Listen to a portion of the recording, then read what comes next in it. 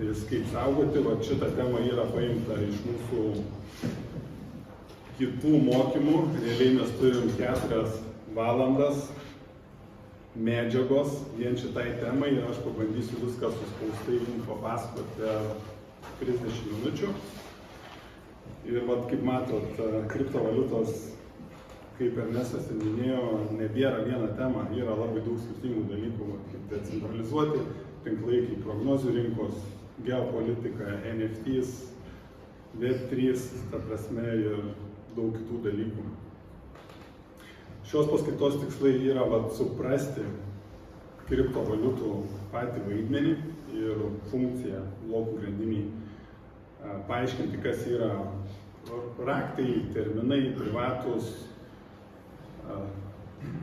vieši, kokios yra rizikos. Tai pirmiausia, mes pakalbėsim apie kriptovaliutų piniginės, tada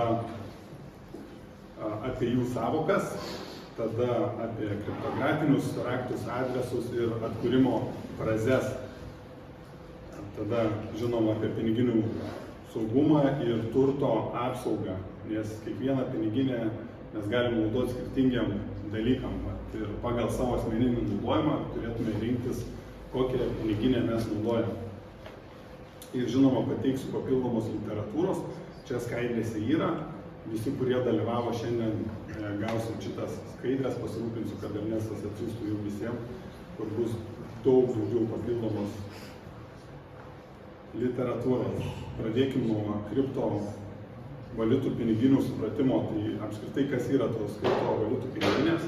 Iš principo tai yra sąsajos, kurios padeda susijęti jūsų kripto turtą ir jų valdymą. Tai jeigu mes kalbam apie privačias kriptovaliutų piniginės arba vadinamus ledžerių šaltas piniginės, tai vienas dalykas yra tame, kad dažnai žmonės maišo ir galvoja, kad mes tam raktelį USB laikom savo kriptovaliutas. Iš tikrųjų taip nėra, tai yra tiesiog prieiga prie kriptovaliutos. Jos įgalina privačių raktų saugojimą, siuntimą, gavimą bei likučių istorijos tikrinimą. Tai reiškia praktiškai, kad visi mūsų pinigai, kripto turtas, jis yra cloud'e, blokų grandinėje. Ir mes su savo piniginėm galim prieiti prie šito turto. Kaip ir minėjau, fiziškai nesaugo piniginės. Tada kriptovaliutų piniginių tipai, tai yra mobilios, fizinės, internetinės, kompiuterinės ir pačios piniginės. Kiekviena piniginė savo turi pliusų ir minusų, tai šiuo metu popierinės piniginės yra jau kaip ir pasenęs reikalas, nes technologija patobulėjo ir turim saugesnių variantų, bet anksčiau labai populiarios buvo, kai tik atsirado popierinės kripto piniginės, vien dėl to, kad jos nebūdavo susietos su internetu ar kažkokiu ryšiu. Bet niuansas yra tame, kad jos minusas yra, kad jeigu mes pametam, tai reiškia pametėm visam laikui. Tai kaip dabar pasirinkti tinkamas kripto piniginės? Reikia įsivertinti, kiek laiko planuojat saugoti, kokią sumą, kaip dažnai naudoti, ar techninė dalis jums patinka ar nepatinka, kiek apskritai turit patirties, naudojimo dažnumas, žinoma, operacijų sudėtingumas ir saugumo privatumas. Jeigu trumpai, tai popierinė piniginė yra prieinamumas labai žemas, kas liečia patį tinklą, dėl to, kad jis nesijungia visiškai prie jokio tinklo, saugumas labai aukštas, patogumas irgi labai žemas ir tinkamumas nėra rekomenduojama. Internetinės piniginės, tai prieinamumas labai aukštas, tai reiškia galima kažkam įsilaužti į tas piniginės, tai saugumas žemas, patogumas labai aukštas ir tinkamumas yra dažnoms mažoms operacijoms. Įsivaizduokit, jeigu savo visų pinigų kišenėse irgi nesinešioja, tai tarkim, jeigu turit didelės investicijas, jį visada geriau yra laikyti šaltose piniginėse, kur būtų sudėtingesnė, sunkesnė prieiga, bet pinigų, jeigu kišenėje visada nori turėti ir nešiojatės, tai nešiojatės kelis šimtus, gal keliasdešimt, tai lygiai taip pat ir yra su internetinėm piniginėm. Mes jas norim naudoti tik tai smulkiom dažnom operacijom, bet tikrai nelaikyti savo viso turto internetinėse piniginėse. Tada yra kompiuterinės, prieinamumas vidutinis, saugumas vidutinis aukštas, patogumas vidutinis, tinkamumas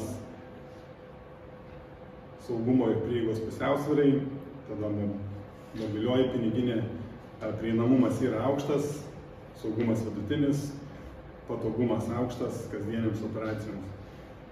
Ir tada yra vadinamos šaltos piniginės, tai jau yra grynai techninė dalis, tai prieinamumas labai aukštas, tiksliau žemas, labai sudėtinga prieigai, saugumas labai aukštas, patogumas žemas ir tinkamumas ilgainiui saugojimui ir didelėms sumoms. Tai kaip pavyzdys, aš nelaikau nei biržose, nei desktope, nei mobiliuose piniginėse daugiau negu 10 000 eurų. Viskas, kas yra viršui, turi būti šaltose piniginėse. O kai pradėjau investuoti apskritai, viskas, kas virš 1000 jau keldavau į aukštesnės piniginės. Tai mobiliųjų piniginių pliusai yra, kad jos yra paprastos ir labai patogu jomis naudotis. Tai reiškia, kad mes galim operacijas atlikti iš telefono tiesiog kelių mygtukų paspaudimais arba QR kodo nuskotavimu. Ir kasdienės operacijos paminėjau, tada ir lėšos atkuriamos praradus ar pavogus įrenginį, reikalinga saugia atsarginė kopija, o minusai yra, kad ribotas pilnų serverių, tai yra pilnų nodų galimybės, poveikio rizika viešuosios aplinkose, jeigu, tarkim, aš kažkur atsiskaitinėju su kripto, darau pavedimus, šiais laikais visų yra papildomos kameros, kurios gali fiksuoti arba mes junginėjomės prie Wi-Fi'aus ir panašiai, tai sukelia didelę riziką, dėl to geriau nelaikyti didelių pinigų telefonuose. Apskritai, kas liečia priekybą, aš iš viso turiu atskirą telefoną, kur ten yra tik tai kripto, čia yra asmeninis telefonas, atskirą telefoną turiu viskas, kas susijęs su kripto. Ir jis dažniausiai būna neprijungtas prie Wi-Fi'aus, naudoju, apskritai nejungiu prie Wi-Fi'aus, aš naudoju jį tik tai tada, įjungiu internetą, kurį jis turi pats iš savęs, tik tada, kai noriu atlikti kažkokias operacijas, tai irgi padidina saugumą. Tai va čia populiarios piniginės, tai MetaMaskas tikriausiai visiems žinomas, kuo toliau, tuo mažiau populiarus darosi Trust Walletas, Base Appas, Binance Webs. Skaidrėse bus visur nuorodos su originaliais tinklais. Tada naršyklinės, interneto piniginės, pasiekiamos iš bet kurio įrenginio, patogios ir paprastos, nereikalauja diegimo programinės įrangos, greitą prieigą operacijomis. Tai čia yra privalumai. Dabar minusai yra tame, kad jūs nevaldot savo privačių raktų, privatus raktas. Praktiškai kas turi privačius raktus, tas valdo jūsų kriptovaliutą. Tai tas pats, kaip pats bankas jums nepriklauso, jūs tik laikot savo pinigus banke, tai lygiai taip pat. Ir šitose piniginėse praktiškai jums nepriklauso, jūs tik turite teisę į kriptovaliutos prieigą. Ir čia irgi yra labai, sakyčiau, rizikingesnis būdas laikyti naršykliniai dėl to, kad junginėje kompiuterius, kai keliauja prie įvairių Wi-Fi tinklų ir panašiai. Tai sukelia didelę riziką įsilaužimui. Tai populiarios naršyklinės būtų Ethereum piniginės, blockchainai ir Base Appas.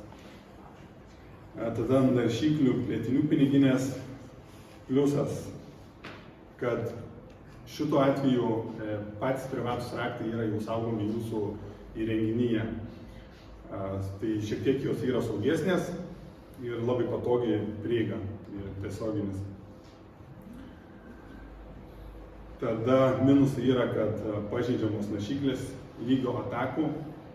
Praktiškai jeigu parsisiunčiat kažką į kompiuterį ir neaišku ką, labai populiarios dabar yra phishing schemai vadinami, kad gaunat laiškus, paspaudžiat ne tą nuorodą ir įsilaužia jūsų kompiuterį. Aš prieš geras 5 savaitės praleidau prie kompo apie 10 valandų ir staiga atidariau banko laišką. Įprastai to nedarau, bet tikriausiai buvo nuovargis ir paspaudžiau ir realiai praradau prieigą prie pačio savo kompiuterio. Tai užtruko kelias dienas atkurti. Žinoma, irgi turiu atskirius dalykus, darbinius ir viešus. Kiekvienam reikalui tai nenukentėjau, bet tokie įvykiai vyksta ir kuo toliau, tuo labiau žmonės pakliūna į sukčių pinklės. Tai čia populiarias piniginės, naršyklių piniginės. Tada prasideda šaltosios piniginės. Tai šaltosios piniginės yra pačios ilgiausios. Dar kitaip vadinas aparatinės, reiškia yra pats renginys.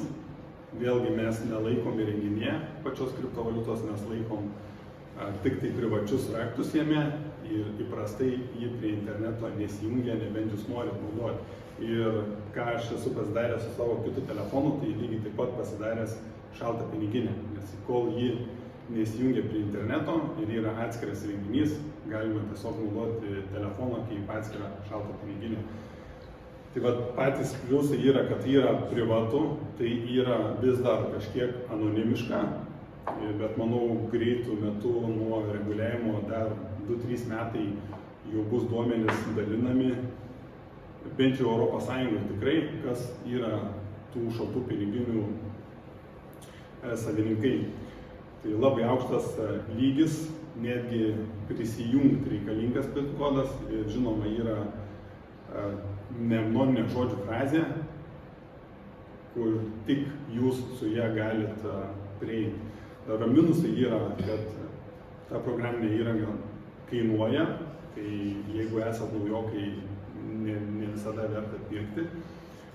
Tada mažiau patogios kasdieniam naudojimui ir tada praradus įrenginį, jeigu neturit savo 24 arba 12 žodžių frazės, vadinamos mnemoninė frazė arba seed phrase, reiškia nėra jokio suporto, nėra čia ne bankas, yra decentralizuoti finansai, jūs prarandate visam laikui. Dabar didžiausia klaida, ką žmonės daro, kad saugo šitus žodžius savo įrenginiuose, kompuose arba telefonuose. Čia pagrindinė klaida. Aš dažnai girdžiu arba su savo kitais studentais, nusirašysiu paskui, pasidarau screenshotą. Ir čia, ta prasme, numeris 1 klaida. Aš esu irgi daręs pačioj pradžioj. Tas skubėjimas tikriausiai veda prie to, bet iš principo dabar dirbtinis intelektas, jis gali nuskaityti informaciją, nuotrauką ir panašiai, užtenka su telefonu kažkur prisijungti, net ten ir visa ta informacija gali būti surinkta ir tiesiog ištuštins piniginę. Ir dar vienas svarbus dalykas apie pirkimą šaltų piniginių. Kai šaltą piniginę perka, turit pirkti tik tai iš tiesioginių tiekėjų arba patvirtintų perpardavinėtojų. Ir kai tarkim, per tokius eBay'us, Amazonės geriau nepirkti, dėl to, kad tie, kurie turi prieigą prie šaltos piniginės, reiškia, jie gali būti jau kompromitavę privačius raktus arba turėti prieigą prie jų. Tai netgi, kai nusiperkat, yra verta apžiūrėti visą pakuotę, ar ten nėra kažkokių paplyšimų, ar perpakavimų, ar ten viskas gerai atrodo. Ir jeigu ne, galima tiesiog kreiptis į originalius tiekėjus ir jų automatiškai pakeičia. Tai padėvėtų taip pat negalima pirkti jokių būdų. Jeigu galvojat, kad sutaupysit šitoje vietoje, tikrai negalima taupyti. Ir čia yra pagrindinės, Ledger, Trezor gal yra populiariausios. Tai SafePal, Bitbox ir Coldcardas yra mažiau žinomas, Coldcardas tik tai Bitcoinui. Čia bus visur pristatytos nuorodos, galėsit skaidrės tyrinėti. Tada yra stacionaraus kompiuterio piniginės pliusai. Ir tai, kad privatus raktai generuojami ir saugojami yra pačiam įrenginy, tada aukšto saugumo. lygis dėl izoliacijos, norint pasiekti piniginę, patvirtinti operaciją reikalingas PIN kodas ir žinoma būtina atsarginę kopiją turėti 12-24 žodžių, tai mnemoninė žodžių frazė.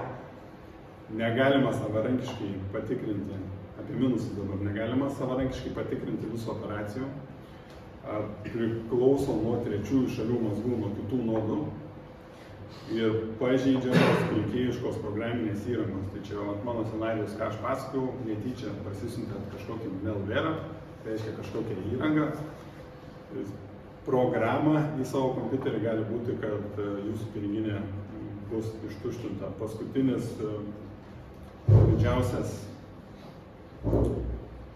skemas, sakyčiau, kai parsisiunčia piniginę, darot operaciją, norit pasirašyti transakciją, kurią reikia patvirtinti, tai vadinasi. Ir dažnai būna, kad patikrinam, anksčiau užtekdavo patikrinti tik pradžią adresui, kuris siunčia pinigus ir galą. Dabar reikia tikrinti visą adresą. Dėl to, kad užtenka pakeisti vieną, realiai tie skaičiai gali būti imituojami ir užtenka pakeisti vieną raidę arba skaičių ir tie pinigai iškeliauja kažkur kitur. Ir mano pačio nesenai apmaudi tokia klaida, kad du telefonai nėra susijęti, vienas vienam, kitas kitam, ir norėjau persikopijuoti adresą, tai padariau screenshotą ir permečiau nuotrauką, nusikopijau, ištryniau screenshotą ir kopijavau tekstą iš nuotraukos ir man nukopijavo ir suklydo vieną tik tai skaičių. Bet čia jau iš nuotraukos aš kopijavau tekstą ir įsiunčiau kelias valandas į kažkokį kitą adresą. Tai ir netgi patyrusiam pasitaiko, ypatingai jeigu yra skubėjimas kažkoks. Tai būkite budrus, čia yra populiarios piniginės. Tada yra stacionaraus kompiuterio piniginės su pilnais nodais, pilnais serveriais. Tai reiškia, jūs turit visos blokų grandinės kopiją pas save kompiuterį. Tai jų privatumas yra, pliusai yra, kad yra privačiai saugomi raktai, tada prisideda prie blokų grandinės tinklo ir didesnis privatumas. Minusai, kad reikalauja labai daug vietos diske, reikalauja daugiau kompiuterinės galios ir sudėtingiau yra įdiegti tokias programas. Tai čia yra dvi pagrindinės, kas liečia Bitcoiną ir Ethereumą. Tai pagrindinės kriptovaliutų sąvokos, karštoji ir šaltoji piniginė. Tai palyginkim pagrindinius dabar greitai skirtumus. Tai karštas piniginės yra vadinamos tos, kurios yra nuolatos sujungtos su internetu ir kurios dažniausiai mes neturim privačių raktų. Tai yra sukurtos paprastam naudojimui, žmonėm nereikia rūpintis visą tą techninę dalim, tada jos yra labiau pažeidžiamos kibernetinių atakų ir labiau tinkamos mažom operacijom, ką aš minėjau. Šaltoji piniginė užtikrina didesnį saugumą, mažiau patogios dažnom operacijom ir idealiai tinka tik tai didesnio turto saugojimui.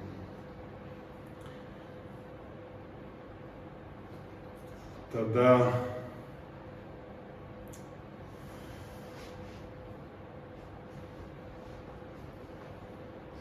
čia šitą jau kaip ir paminėjau. Dabar yra naujas toks dalykas, gal nebelabai naujas, bet kai atsirado piniginės, mes realiai turėjom su kiekvieną šitą seed phrase, kur privatų raktą ir su to privačiu raktu papildomus adresus.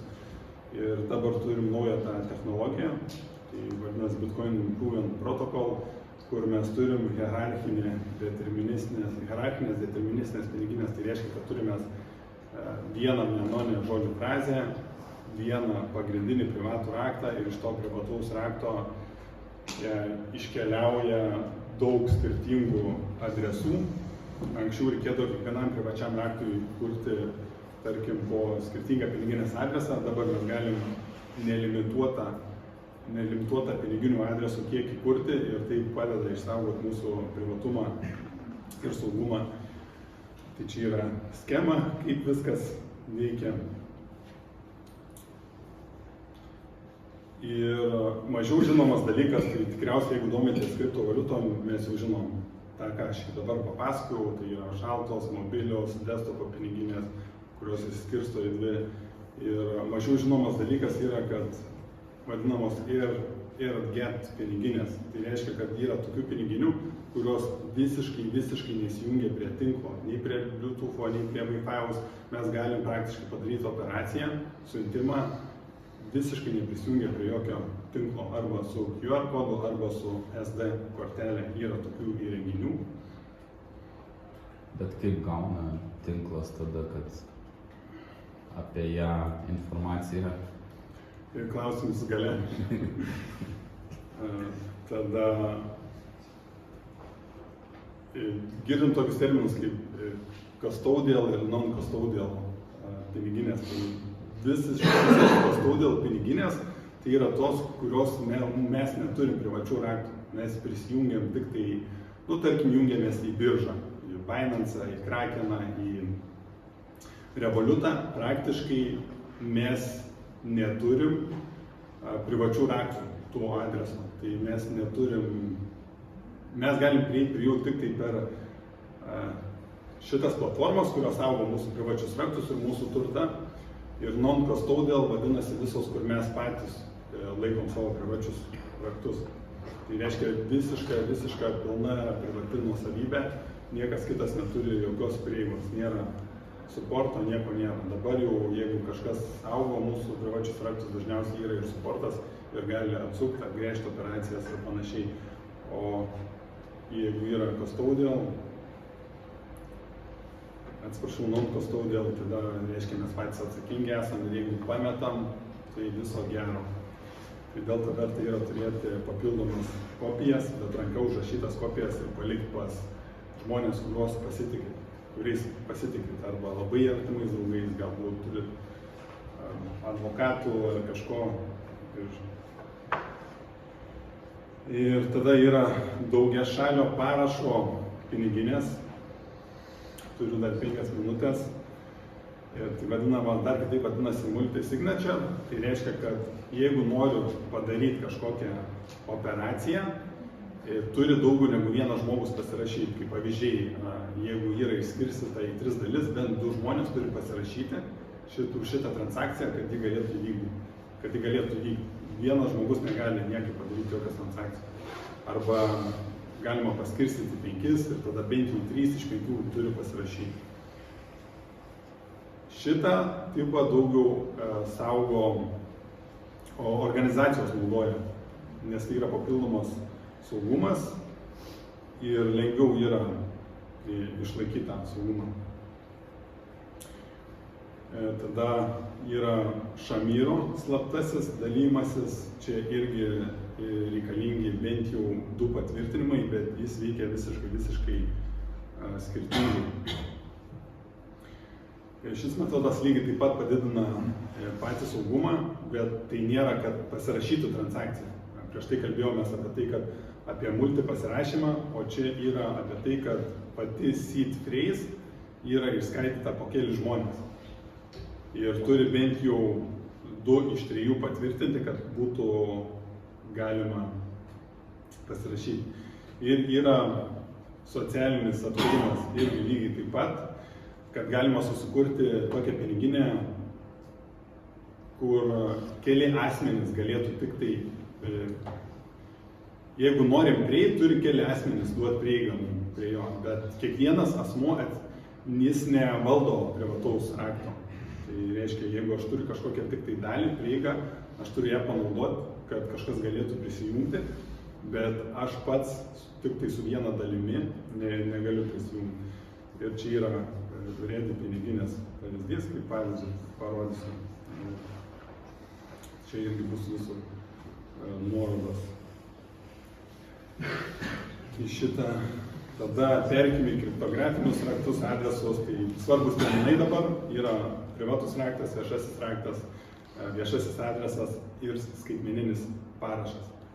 Tai praktiškai yra vienpusė sistema, iš privataus rakto išeina viešasis raktas, iš viešaus rakto išeina viešasis adresas ir po to skaitmeninis parašas. Tarkim, pagal viešą raktą neįmanoma nustatyti privataus rakto, bet iš privataus rakto išeina viešasis raktas. Čia praleisiu. Dabar, jeigu trumpai, kas yra viešasis raktas, tai viešasis raktas yra toks adresas, kurį mes galim dalinti visiems, jis yra viešas. Tas pats kaip su banko sąskaita, jeigu norim, kad kažkas mums atsiųstų pinigų, mes turim viešąjį raktą ir jį galim dalinti kiek mes norim, kam norim. Ir galim kiekvieną kartą toj pačioj piniginiai sukurti vis naują viešąjį raktą, jeigu norim, tarkim, saugoti savo privatumą. Nes tas žmogus, kuris turi viešą raktą, jis jau gali matyti tos piniginės turinį. Nes visas turinys yra kaip ir open source, decentralizuotas tinklas ir visa informacija yra pačioj blokų grandinėje. Tai tarkim, jeigu aš nenoriu matyti, nenoriu rodyti tam žmogui, kokias aš operacijas darau arba kiek ten yra pinigų, aš visada naudoju tiesiog naują piniginės adresą. Ir rekomenduojama tai daryti, ypatingai jeigu aktyviai darot kažką, jeigu spekuliuoju su kriptovaliutom decentralizuotam tinkle, tai aš adresus keičiu kas savaitę, kas 10 dienų savaitę. Ir dėl kitų dalykų, aišku. Privatus raktas yra, realiai jis priklauso jum ir niekas negali jo matyti. Tai yra kaip prisijungimas į jūsų banko sąskaitą. Jeigu jūs prarandat privatų raktą, tai reiškia, prarandat prieigą prie savo pinigų. Jeigu jūs turit kopiją, vis dar galit prieiti, bet tas, kas turi privataus rakto kopiją, irgi gali prieiti. Ir dažniausiai jų tikslas yra ištuštinti jūsų sąskaitą. Čia prasidės daugiau techninė dalis, kurią mes šiek tiek praleidžiam.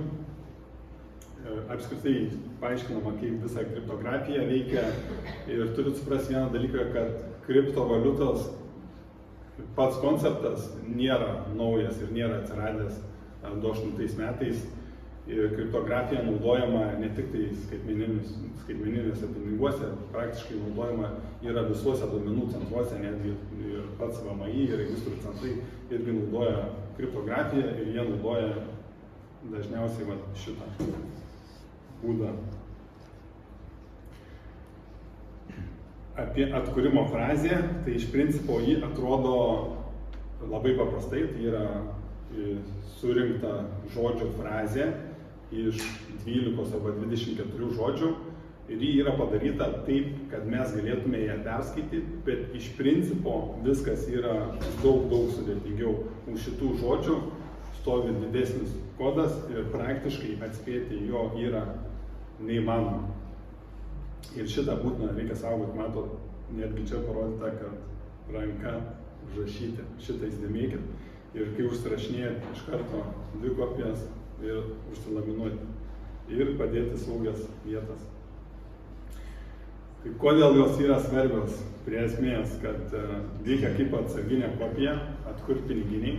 Aš jeigu turiu 2 kopijas, galiu vieną pamesti, sudeginti, išmesti. Jeigu žinau, kad yra kažkur kitur atsarginė kopija. Jeigu nėra, aš pamečiau, viso gero turiu atsisveikinti savo turtu, jis praktiškai jo atgauti yra nebeįmanoma. Nes kriptovaliuta lieka blokų grandinėje, ne įrenginėje. Saugumas ir apsauga. Tai vat, numeris 1 reikia apsaugoti savo secret recovery phrase, šitos žodžius mnemoninė frazė. Tikrinti transakcijos duomenys, ką ir paminėjau, jeigu jūs pasirašinėjat transakciją.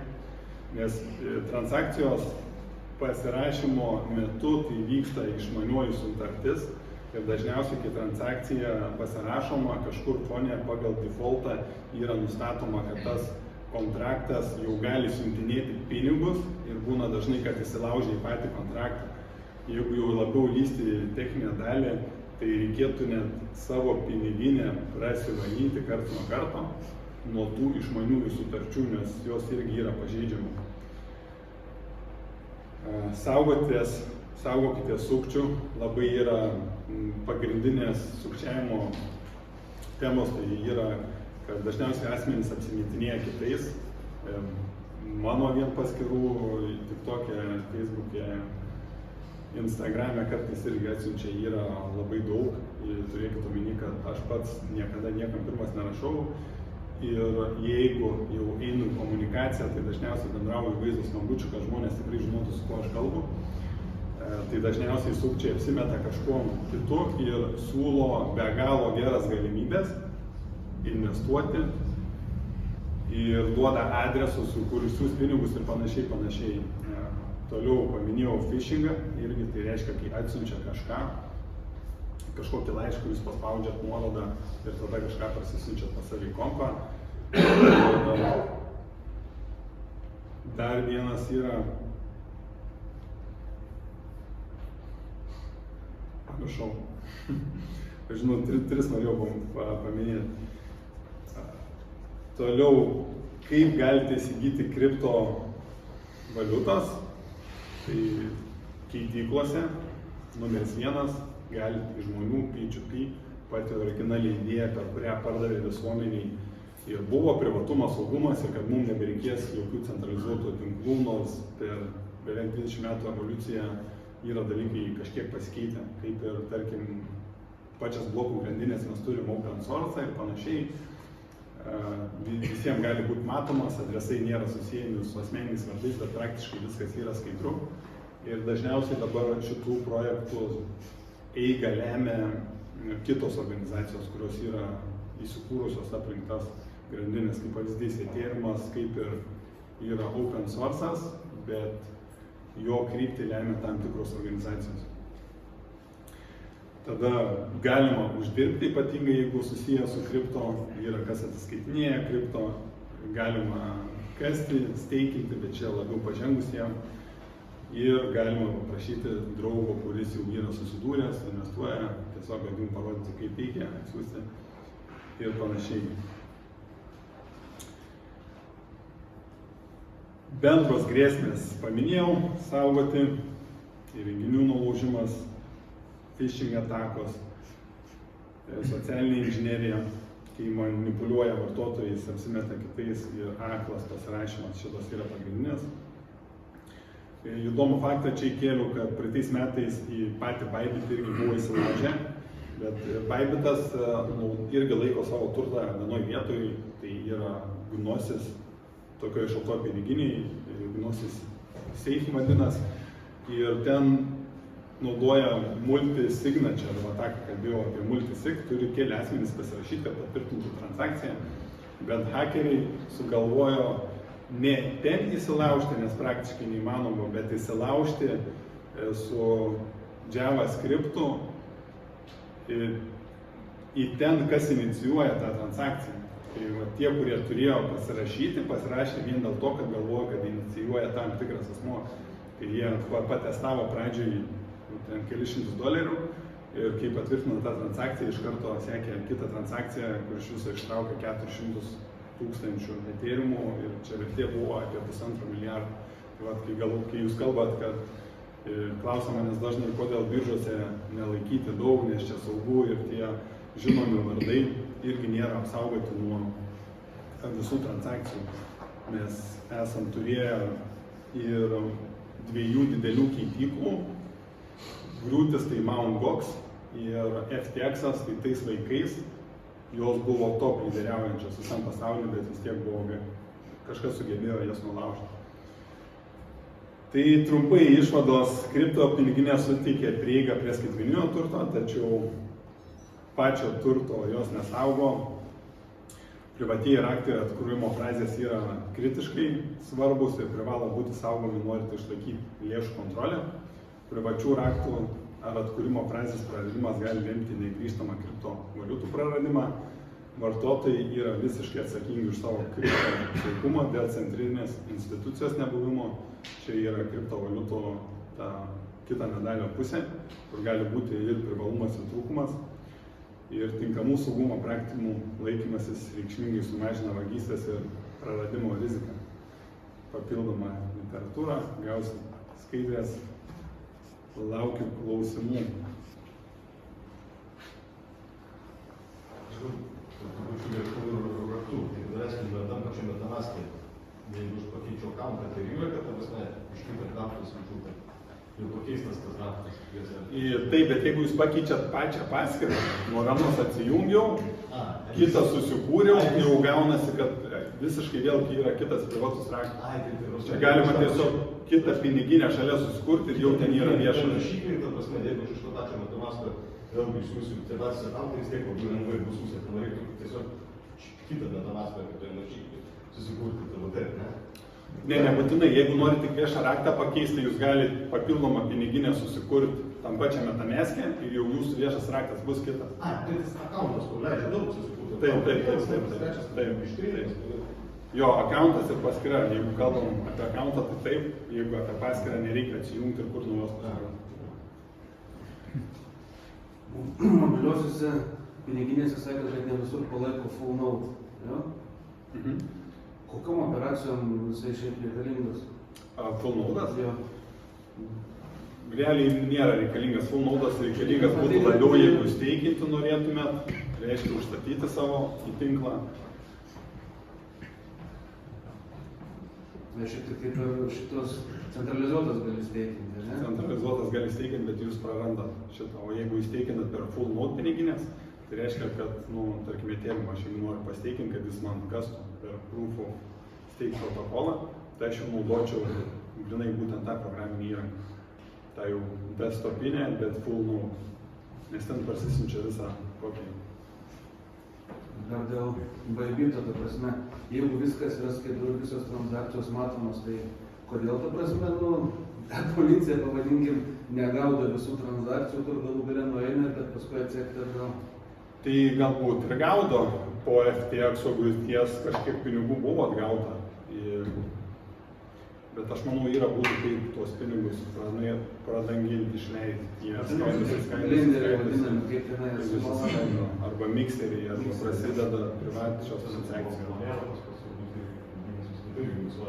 Jo, Monero yra, sakyčiau, numeris 1 iš privačių. Numeris 1 ir kiekvieną portfelį privačių kriptovaliutų galima turėti.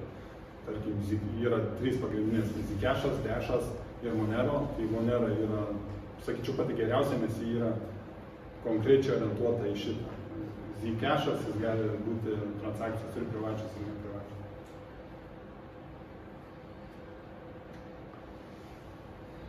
Aš užleisiu savo vietą vainių. Tai dar gali...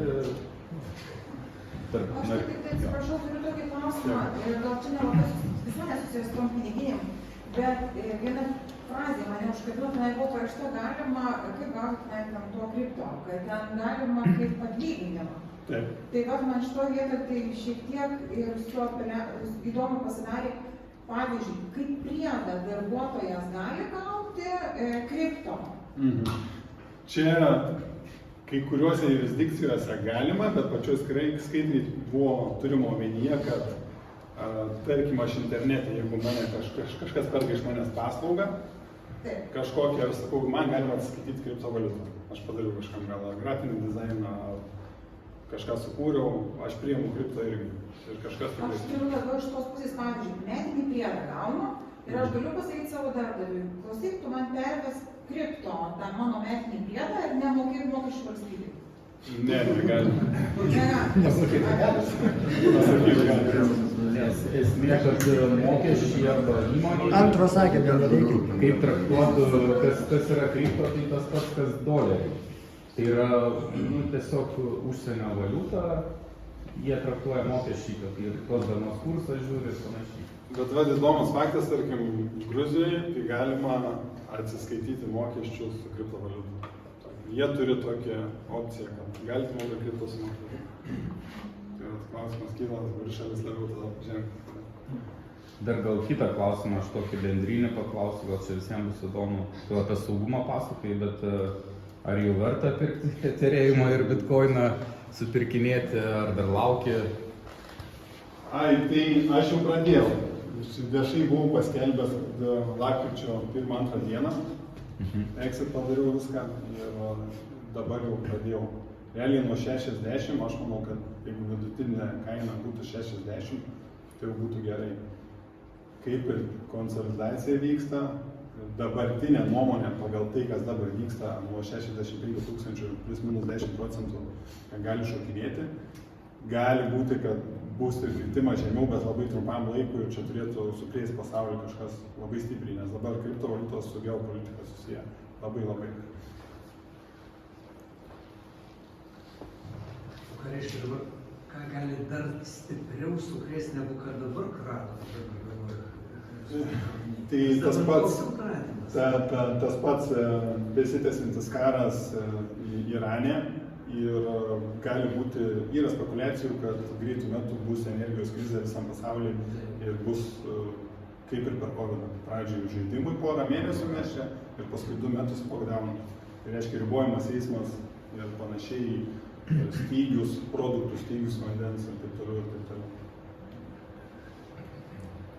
Liūdna tema. Atsiprašau.